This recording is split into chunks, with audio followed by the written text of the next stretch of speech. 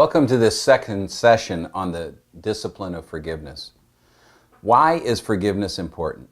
Well, in the first session, clearly we know that God is a forgiving God and Jesus Christ told us to forgive. But I think more importantly, why? That's telling us what we should do, but I believe that there's a significant reason behind why God tells us, why Jesus Christ said that we absolutely must learn how to forgive others. I believe that when something occurs, when an offense happens, that if we don't properly deal with that, the resentment, the sense of frustration can grow. And as that frustration and that resentment grows, it ultimately will result in bitterness.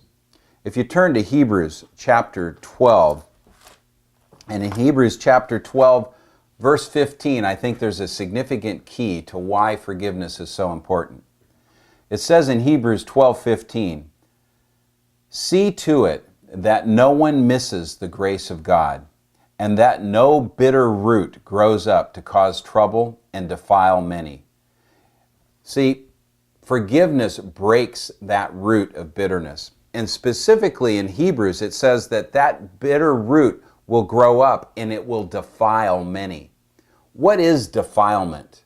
Defilement is a state of unholiness. If something was defiled, it was unclean and it was not suitable for sacrifice or to be used in temple offering.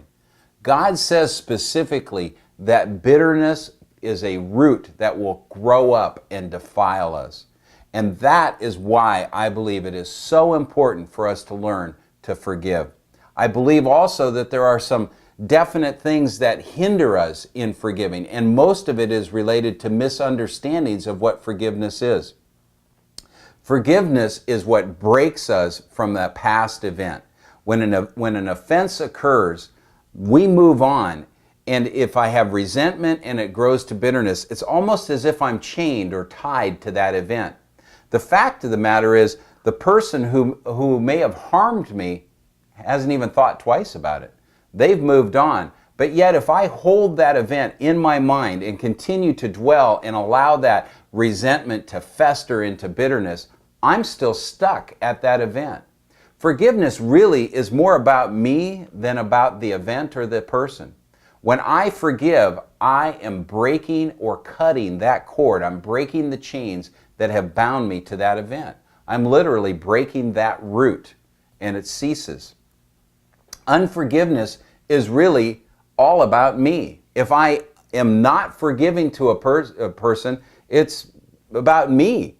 I want to hold on to that sense of empowerment. In fact, unforgiveness can be very empowering. It makes you feel strong. Well, I'm not going to forgive so-and-so because they did this. See, it's all about me, which I think really is rooted in pride.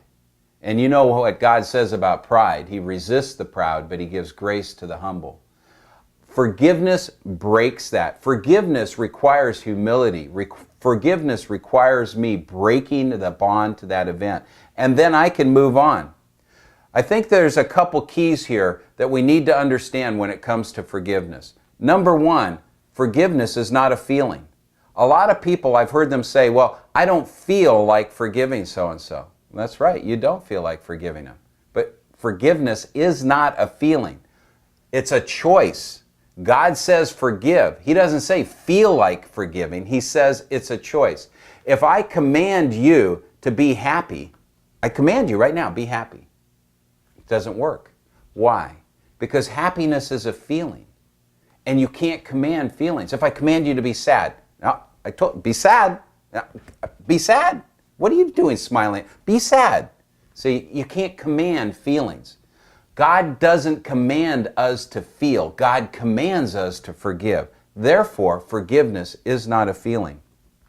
And feelings are emotions. I can be angry, I can be hurt, I can be sad, and in the midst of those emotions, I can still forgive. Why? Because God says He commands us to forgive, and you can't command feelings. Therefore, forgiveness is not a feeling, it's a choice. Another significant key to remember in forgiving, which I think hinders and hurts people to move into forgiveness, is they think it's a one-time event. Well, I forgave so-and-so. I forgave him. Well, yeah, but you seem to be resentful or bitter. See, what's going on here? Well, remember, there was a time where Peter approached Jesus. Yeah, I could see Peter coming to Jesus and saying, hey, Lord, if my brother sins against me 7 times in one day and I forgive him, I'm doing a pretty good job here, aren't I, Lord? Jesus said, no, Peter, 77 times. We're not sure because of the construction of the Greek in that passage. It was either 77 times, it could also be translated 70 times 7. In either event, I think Jesus is speaking with a figure of speech, which basically is saying, Peter, every time it comes up, you have to extend forgiveness. There is no minimum number or maximum number. Every time it comes up, forgiveness is not a one-time event. I think in terms of myself, where I've wronged another person or been wronged, and I can remember instances, and every time that instance or that event comes back to my mind, if I feel the resentment coming up, I've got to forgive again. There was a situation where someone hurt me pretty deeply, and I had forgiven them, and I had reached a point of acceptance. And then one day I received a communication, and in receiving that communication, it was a letter, and it was from my friend, and I thought, oh my goodness, here's a letter from my friend. This is going to be great. I'm going to be able to restore relationship with this person. Well, once I opened the letter, I realized it was just another nasty letter, and it was just more of the same. And immediately I was right back to where I had been when the original betrayal had occurred. And in that moment, I had to sit down and I prayed and I asked God to help me to forgive him. See, every time it comes up, you forgive. It is not a one-time event. And when you think that forgiveness is a feeling versus a choice, or that it's a one-time event versus a continual series of events, then we limit ourselves, we prevent ourselves from walking in the freedom of forgiveness.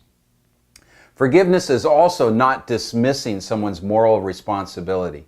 I can forgive a person who has stolen from me and completely forgive them, yet they still have a moral responsibility before the law in some cases for that to be made right. I can forgive a person who owes me money, but they still have a moral responsibility to make it right. And sometimes we don't forgive because we think that by forgiving we're letting them off the hook. No, you're not letting them off the hook. You're letting them off your hook. You're dismissing your right for retribution, your right to collect on that debt.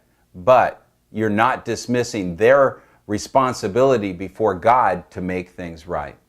So those are 3 keys. Number 1, remember, forgiveness is not a feeling, it's a choice. Number 2, it's not a one-time event.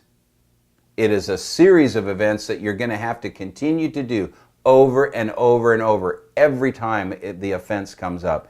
And number 3, it's not dismissing someone's moral responsibility. In fact, when I mentioned letting someone off the hook, I had a specific instance where I learned that because I had a situation where someone had harmed me. And I prayed and I prayed and I prayed, and every time I thought of them, I would sit down and I would say a prayer for them, and I'd say, Lord, I forgive them. I would speak it out loud and I'd say, Lord, I forgive them. And one day in my prayer, I saw the individual about this big, like a little G.I. Joe.